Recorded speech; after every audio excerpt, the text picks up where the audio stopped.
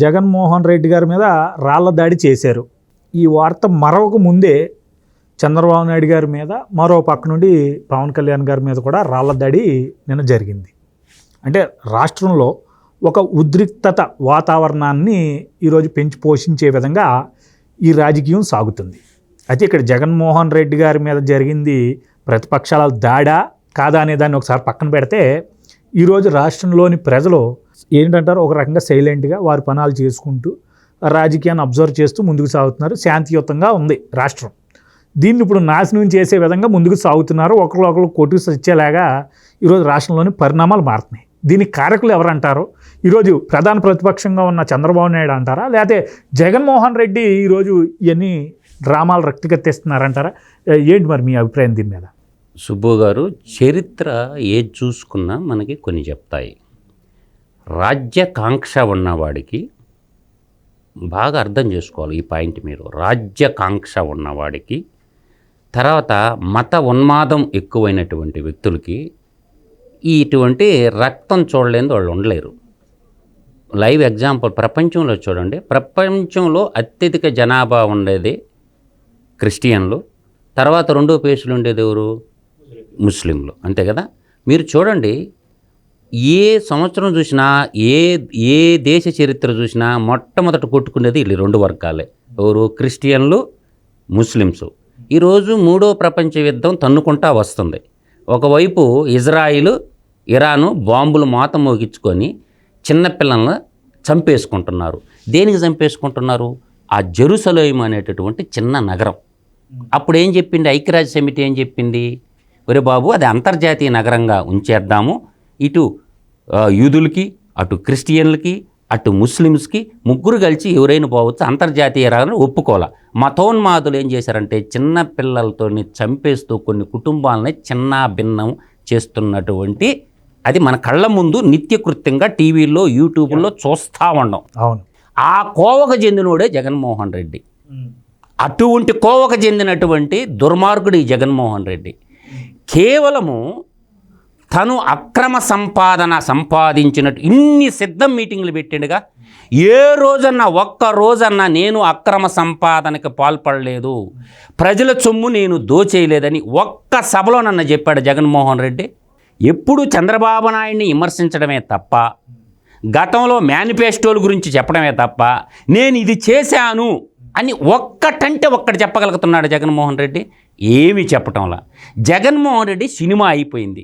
రాయలసీమలోనే అంతంత మాత్రంగా నడిచినటువంటి యాత్ర ఎప్పుడైతే కోస్టల్ బెల్ట్కి వచ్చిందో, విజయవాడ కానించి ఈ జగనాసుర నాటకానికి తెరలేపిండు.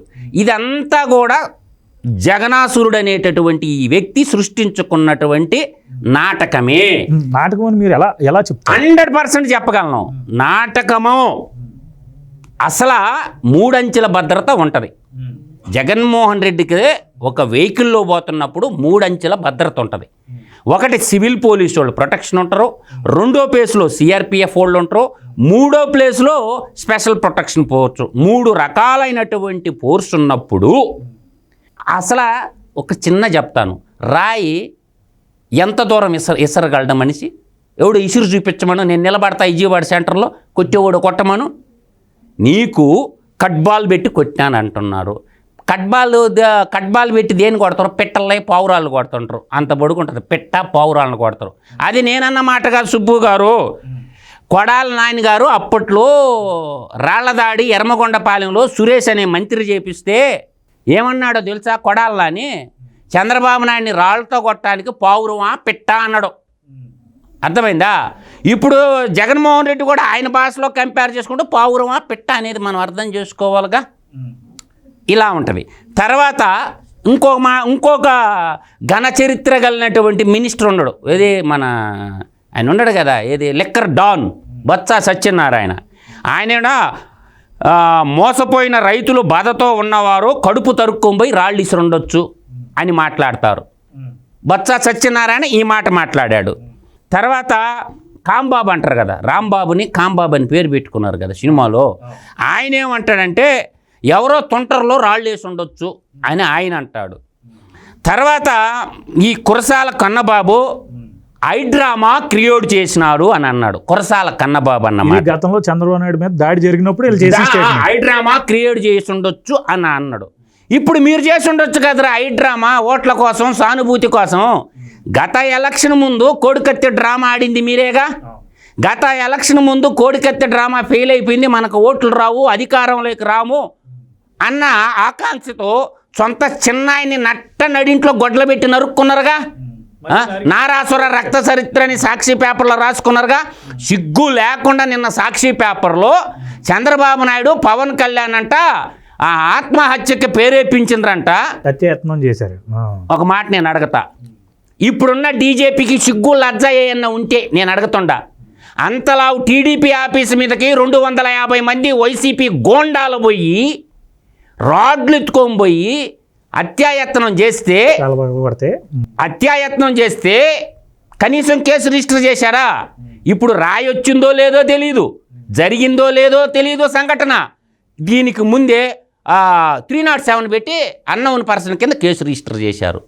అది కళ్ళ ముందు సజీవ సాక్ష్యంగా సీసీ కెమెరాల్లో అవుపాడితే చంద్రబాబు నాయుడు ఇంటి మీదకి రౌడీజానికి పోయినప్పుడు జోగి రమేష్ను హత్యాయత్నం కింద కేసు ఎందుకు రిజిస్ట్రేషన్ చేయలేదు జోగి రమేష్ మీద? ఆ రోజు ఒక పార్టీ ఆఫీస్ మీద దాడికి పోతే ఆఫీస్ అంతా గొల్లగొల్ల చేస్తే దేవినాయన అవినాష్ ఒకడు జోగి రమేష్ గ్యాంగ్ రౌడీ మోకలు పోయి చేస్తే హత్యాయత్నం కింద కేసు ఎందుకు నమోదు చేయలేదు? పోలీస్ స్టేషన్ మీద నిన్న కాక మొన్న పేరుని దాడి చేస్తేనే కేసు నమోదు చేయలేదండి. అందువల్ల ఏంటంటే జగన్మోహన్ రెడ్డి ఇదంతా ఒక ట్రాప్లో పడుతున్నారు. హత్యాయత్నం లేదు, పాడు లేదు. ఇక్కడ ఏంటంటే ప్రజలకి నిజాలు తెలియకుండా డైవర్ట్ చేయటానికి ఈ అన్ని లెక్క పత్రాలు చెప్పుకునేదానికి ఏమి లేదు. ఈ లెక్కర స్కాములు ఉన్నాయి కదా, స్కీములు ఏమి లేవు కదా. జగన్మోహన్ రెడ్డి అన్ని స్కాములే కదా. ఈ భూములు కొట్టేసినటువంటి ఎలక్ట్రికల్ విశ్వేశ్వర రెడ్డిని అడ్డం పెట్టుకొని 50,000 ఎకరాలు దోచేసిన భూముల గురించి ఇవన్నీ ప్రజల్లో చర్చ జరగకుండా, ప్రజల్లో దోపిడీ జరిగినటువంటి లిక్కర్లో దోపిడీ జరిగినటువంటి చర్చ జరగకుండా, గనుల్లో దోపిడీ చేసింది చర్చ జరగకుండా, ఎర్రచందనం స్మగ్లింగ్ చర్చ జరగకుండా, డ్రగ్ కేసులు చర్చ జరగకుండా సైడ్ అవుట్ పట్టియటానికి ఒక జగన్నాటకము అనేదాన్ని సురువు చేసిండు. నేను ఒకటి చెప్తా, ఈరోజు జయలలిత గారు ప్రచార సభలు చూడండి ఒకసారి తమిళనాడులో. ఇవాళ ప్రజాధనం 32 కోట్లు ఖర్చు పెట్టి, నీ ముళ్ళేమన్నా ఖర్చు పెట్టి, నీ పార్టీ డబ్బు ఖర్చు పెట్టి బస్సులు తయారు చేసుకున్నాడా? అది కూడా ప్రజల డబ్బే. 32 కోట్ల రూపాయల ప్రజాధనాన్ని ఇచ్చించి ఇప్పుడు కింద లిఫ్ట్ సిస్టమ్ పెట్టి గ్లాస్ వస్తుంది, థర్మోక్లాస్ట్ గ్లాస్ వస్తుంది. నువ్వు బుల్లెట్ పేల్చినా ఏం కాదు, నువ్వు రాయిలు ఇసిరేసినా ఏం కాదు, లోపల మనిషి ఉండేది. అటువంటి సెటప్ ఎందుకు లేదు దాంట్లో? తర్వాత 6 గంటలకల్లా నువ్వు మీటింగులన్నీ ఆపేసేటటువంటి మగోనివి కరెంట్ ఆపేపించి మనుషులు లేకుండా చీకట్లో పైన ఊపుతుంటే భద్రతా సిబ్బంది వచ్చి సార్ లోపలికి రండి అంటే చీకట్లో టాటా బై బై అని పైన ఎందుకు నిలబడ్డావు నువ్వు? అంటే ఇవన్నీ భద్రతా వైఫల్యం కదా. రాష్ట్ర డీజీపీ సమాధానం చెప్పాలా, ఇంటెలిజెన్స్ డీజీపీ సమాధానం చెప్పాలా. దీన్ని ఏం చేయాలంటే ఇప్పుడు ఉన్నటువంటి కాంతిరాణా టాటా, ఏదో విజయవాడ కమిషనర్ ఎవరు? కాంతిరాణా టాటా కదా. మొన్న దించుకున్నావు కదా కాంతిరాణా టాటా. ఇప్పుడు చెప్పు సమాధానం, నీ భద్రతా వైఫల్యానికి కారణం ఎవరు? ఎలక్ట్రికల్ డిపార్ట్మెంట్లో ఉన్నటువంటి ఎస్సీ ఉంటాడు, వాడిని పట్టుకొని 4 గుమ్మితే ఎవర్రా కరెంట్ ఆపేయమన్నదే మొత్తం బయటకు వస్తుంది. చీకట్లో ఎన్ఎస్సి ప్రొటెక్ట్ ఉన్నటువంటి వ్యక్తిని చీకట్లో ఎలా నిలబెట్టవుగా. అదే అనపర్తి సభకి చంద్రబాబు నాయుడు పోతే ఇదే దుర్మార్గులు కరెంటు తీసి 10 కిలోమీటర్లు నడిపించారు. ఆ రోజు అనపర్తి మీటింగ్లో ప్రతిపక్ష నాయకుడిని ఆ రోజు ఎవరు కొట్టలేదు, రాళ్ళు తీసుకొని చుట్టూ ఉన్నారు కదా. ఒక్క మాట చెప్తాను, ఎవడో ఇసరండ్రా రాయి ఇసరండి, నా మీద ఇసరండ్రా రాయే నేను చెప్తుండగా మనకు తగిలింది కింద పడుద్ది. ఈయన తగిలి ఎల్లంపల్లిని తగిలి ఇంకొకరిని తగిలిందంట. సిగ్గుండాలరా, ఎవడికి చెప్తారా ఈ మాటల? అందరికీ కొనులే పోయినాయి. ఏమి నాటకం రా నాయన, మీ నాటకాల పైన అయిపోయింది. ఇవన్నీ కానీ మీకు దమ్ముంటే నేను అంటుండే కదా, సిబిఐ ఎంక్వైరీకి ఇవ్వండి ఇదే కేసుని ఎన్ఐఏ ఉంది కదా, విజయవాడ మన విశాఖపట్నంలో ఎన్ఐఏ ఉంది కదా, నేషనల్ ఇన్వెస్టిగేషన్ ఏజెన్సీ. ఈ 2 ఏజెన్సీలు ఇవ్వండి. ఈ దొంగలు ఎవరో బయటికి పోతారు, ఈ నాటక కర్తలు ఎవరో బయటికి పోతారు. సుబ్బు గారు ఆడ జరిగిందో లేదో అప్పుడే ధర్నాలు, రాస్తారోకులు, చెప్పుల దండలు, ప్రతిపక్ష నాయకులకు చెప్పుల దండలు వేయటం, వాళ్ళ చెప్పులతో కొట్టడం, ఏమి రక్తి కట్టించాడ్రా సజ్జల భార్గవరెడ్డి గారు. సోషల్ మీడియాలో ఒక చిన్న పాప మంచి చేసే మా అన్నని చంపేయాలని చూస్తారా అని ఏడ్చేస్తుంది. ఏందిరా నువ్వు చేసిన మంచి ఒక్కడ చెప్పను. ఎంత పెయిడ్ థింగ్స్ ఏందో చేసిన మంచి ఏందో చెప్పంట. జగన్మోహన్ రెడ్డికి జరిగిన మంచి నేను చెప్తా, చేయని మంచి నేను తెల్లవాడుతులు చెప్తా. జగన్మోహన్ రెడ్డికి జరిగిందిరా మంచి, సాక్షి పేపర్కి, సాక్షి టీవీకి 1000 కోట్ల ప్రజాధనాన్ని దోచిపెట్టుడు మంచి జరిగిందిరా. భారతీయ సిమెంటు గృహ నిర్మాణ శాఖకి ఇచ్చి భారతీయ సిమెంట్కి మంచి జరిగిందిరా. ఎవడుగా జరిగిందిరా మంచి? ఇవాళ భూములు కొట్టేసేదానికి విశ్వేశ్వర రెడ్డికి 1000 ఎకరాల భూములు దోచిపెట్టడానికి విశ్వేశ్వర రెడ్డికి జరిగిందిరా మంచి. ఎవడుగా జరిగిందిరా మంచి? ఇవాళ పెద్దిరెడ్డి రామచంద్రారెడ్డికి జరిగింది మంచి. తీండి సివిల్ కాంట్రాక్టర్లు, రోడ్డు కాంట్రాక్టర్లు, ఇరిగేషన్ కాంట్రాక్టర్లు లిస్టు మొత్తం తిండ్రా. ఎవరికి జరిగిందిరా మంచి? మీ గ్యాంగ్కి జరిగింది మంచి. అసలు ప్రజలకు జరిగింది ఏంది? అమరావతి కట్టామన్న ప్రజలకు ఇచ్చావా? 3 రాజధానులు అని చెప్పి ఒక్క రాజు కూడా దాన్ని కూడా కట్టలేక అమరావతి రైతుల కన్నీళ్ళు పెట్టి జైలు పాళ్ళు పెట్టి కేసులు పెట్టినటువంటి దుర్మార్గుడైతే. ఇంకోటి చెప్తా, పోలవరాన్ని గోదాట్లో ముంచినోడు ఊరా. ఊరు పోలవరం గోదావరిలో ముంచింది ఈ జగన్మోహన్ రెడ్డే కదా. ఇవాళ రివర్స్ టెండరింగ్ అని చెప్పి మేఘా కృష్ణారెడ్డికి దోచిపెట్టడానికి, కాళేశ్వరం కట్టినటువంటి మేఘా కృష్ణారెడ్డికి దోచిపెట్టిండ్రా స్వామి, నాశనం చేసిండు. ఇవాళ విశాఖ ప్లాంట్ని అదాని కట్టబట్టడానికి ఇస్పా ప్రయత్నం చేసిండు. ఎవడికి చెప్తారు ఈ ముచ్చట? బాక్సైట్ గనులు, మన్యంలో బాక్సైట్ గనులన్నీ నాకి పారేసారు. ఎవడికి చెప్తాడు? ఇవాళ మద్యపాన నిషేధం అని చెప్పి అఫిషియల్గా 1,25,000 కోట్ల ప్రజాధనాన్ని లూటీ చేసిన లఫుట్ గాడురా. ఎవడు చెప్తారు ఈ నాటకాలు? జగన్మోహన్ రెడ్డి సినిమా అయిపోయింది. ముఖ్యమంత్రి పదవి సుబ్బు గారు నేను చెప్తుండా ఫైనల్గా ప్రజల కోసం కాదు అతని ఈడీ సిబిఐ కేసుల నుంచి తప్పించుకోవటానికి, ఒక అక్రమ సంపాదన నుంచి తను రక్షించుకోవడం కోసమే ముఖ్యమంత్రి పదవి కానీ, ప్రజా సంక్షేమం కోసం, తెలుగు రాష్ట్రం అభివృద్ధి కోసం కానీ, అన్నపూర్ణ లాంటి రాష్ట్రాన్ని అప్పుల కుప్పగా మిగిల్చి ఆంధ్రప్రదేశ్లో ఉన్న ప్రతి ప్రాపర్టీని తాకబెట్టి ప్రతి ఒక్కడ తెలుగు ప్రజల ఆత్మగౌరవాన్ని తాకట్టు పెట్టి నట్టేట్లో ముంచిండు ఆంధ్రప్రదేశ్ రాష్ట్రాన్ని, అప్పుల కుప్పగా మార్చిండు. ఈ జగనాసుర నాటకాలు నమ్మేదానికి ఎవరు లేరు. ఈడంత నమ్మకస్తుడైతే ఈజీఎమ్మని రమ్మని అమెరికా నుంచే మాట్లాడమను. 2019 ముందు దేవుడి బిడ్డ అని బైబిల్ పట్టుకొని తిరిగింది కదా, రమ్మని ఈజీఎమ్మని నిజం చెప్పమని ఇప్పుడు వచ్చి ఈజీఎమ్మని. ఈరోజు సొంత చిన్నాయిని పొట్టను పెట్టుకున్నటువంటి దుర్మార్గుడంట ఈయనకంట గీత గీసుకున్నదా? ఎందుకురా నాటకం రక్తి గట్టిస్తావు? అయిపోయిందిరా నీ పని నాయన. అందువల్ల జగన్మోహన్ రెడ్డి చాలు, నిజం మాట్లాడు, ధర్మం మాట్లాడు. నువ్వు చేసిందేదో చెప్పి ఓటు అడుగు. నువ్వేమన్నావు? మద్యపాన నిషేధం చేసి నేను ఎలక్షన్కి వస్తాను, దాని గురించి చెప్పు. నువ్వు చేసిన అభివృద్ధి ఏందో చెప్పు. కేవలం నవరంధ్రాల పథకాలు పెట్టుకొని 730 హామీలు ఇచ్చి 9 హామీలు నెరవేర్చినట్ట పాతయే, అన్ని పాతయే. పేర్లు మార్చి ప్రజల్ని మార్చి ఎవరిని మోసం చేస్తావు? నీకంటే బాగా చదువుకున్నావు.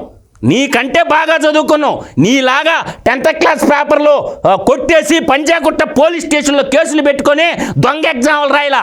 జ్యోతి ట్యూటోరియల్లో ఇంటర్మీడియట్ చదివినామని పెట్టావు. ఎక్కడ కాలేజ్కి ఏ రోజు పోయినావు రా? అమిట్స్ ద్వారా నువ్వు డిగ్రీ చదివిన కాలేజ్కి ఒక్క రోజు కూడా నువ్వు కాలేజీకి పోలేదని మా రిపోర్ట్లో తేలింది. అతను పెట్టినటువంటి డిగ్రీ సర్టిఫికేట్ దొంగ సర్టిఫికేట్ జగన్మోహన్ రెడ్డి పెట్టింది. ఇది నిజం. ఒక్క రోజు కూడా వాళ్ళ కాలేజీలో బిట్స్ కాలేజ్కి స్పీకర్తో కూడా అంతే. స్పీకర్ది మన నన్నూరు నర్సిరెడ్డి బయట పెట్టింది కదా. ఒక్క రోజు కాలేజీకి వాళ్ళ జగన్మోహన్ రెడ్డి అనేటువంటి వ్యక్తి నేను ఎంక్వైరీ చేసిన. అయితే జగన్మోహన్ రెడ్డి ఒరిజినల్ సర్టిఫికేట్ అయితే ఎమ్మెల్సీ ఓటు ఎందుకు వెళ్ళా పులివెందుల్లో? అక్కడే దొరికిపోతాడని ఆ సర్టిఫికేట్లు పెడితే అఫిడవిట్లోనేవో బీకామ్ చదివినా నేను రాస్తావా? ఆ కాలేజీకి పోతే మేము అబిడ్స్ పోతే ఆ కాలేజీలోకి ఒక్క రోజు పోలేదంట. ఆ ఇయర్లో ఉన్నటువంటి 3 సంవత్సరాల విద్యార్థులు నేను అడిగితే, సార్ మీకు ఈ జగన్మోహన్ రెడ్డి ఎప్పుడన్నా వచ్చి క్లాస్లో కూర్చున్నట్ట ఒక్క రోజు కూడా రాలేదు బాబు క్లాస్కి అని చెప్తున్నారు. రండిరా మీ సాక్షి ఛానల్, మీ TV9, ఈ NTV మగోళ్ళందరూ కెమెరాలు ఎత్తుకొని బాదం పాండే కాలేజీకి ఒక్కరోజు వాళ్ళ జగన్మోహన్ రెడ్డి కాలేజీకి. అంటే పేక్ ముఖ్యమంత్రి ప్రజల్ని పేక్ చేయాలంటే ఎట్ట కుదరదా? కాబట్టి జగన్మోహన్ రెడ్డి నీ సినిమా అయిపోయింది. 2024 తర్వాత నీ యువజన శ్రామిక రైతు పార్టీ బంగాళాఖాతంలో కలిసేస్తుంది. ఇది జరగబోయేది. సత్యమేవదైతే ధర్మో రక్షిత.